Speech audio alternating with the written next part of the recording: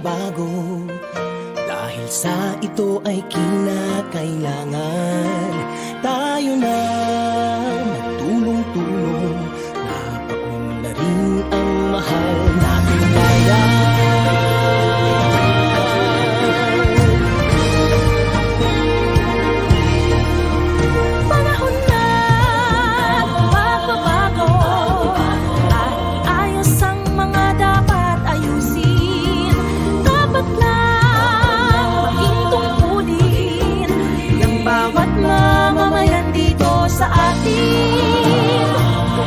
Pagbabago patungo sa pag-asenso, magsikap ng mabuti at nang guminhawa tayo.